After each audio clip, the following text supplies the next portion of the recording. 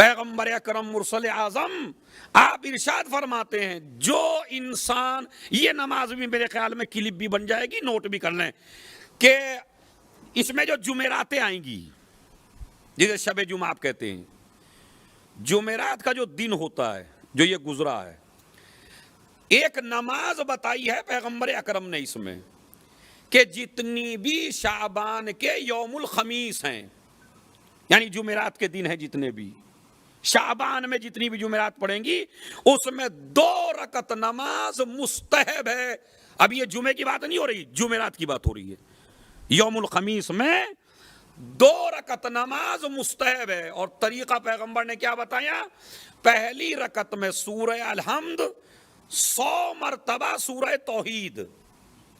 پھر دوسری رکعت بھی ایسے ہی پڑھیے، سورہ الحمد اور 100 مرتبہ سورہ توحید، اور اس کے بعد آپ سلام پڑھیے،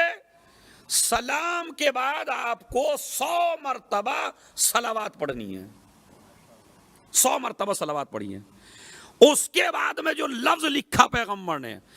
قضى اللہ لہ امر کل من امر الدنیا والآخرہ، اس نماز کی بدولت پروردگار عالم تمہاری دنیاوی حاجات کو بھی پورا کرے گا، اخروی حاجات کو بھی پورا کرے گا۔ تو اچھا، یہ ایسے چھوٹے چھوٹے عمل ہیں کہ جس کو آپ کر سکتے ہیں۔ اگر آپ کو دن میں موقع نہیں مل رہا ہے تو شب جمعہ میں پڑھ لیجئے، خالی 2 رکعت نماز، مگر ہر جمعرات میں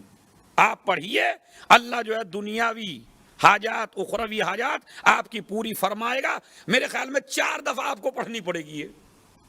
4 جمعرات آئیں گی تو آپ کو 4 دفعہ پڑھنی پڑے گی، لیکن پھر اس کے نتائج دیکھیے، اس کے فضائل دیکھیے، اس نماز کے جو پیغمبر نے فرمائی، یہ شعبان ہی میں ہے، بس توجہ چاہتا ہوں، یہ شعبان ہی سے مخصوص ہے کہ اس نماز کو آپ پڑھیے اور اپنی ساری حاجتیں اللہ سے قبول کروائیے۔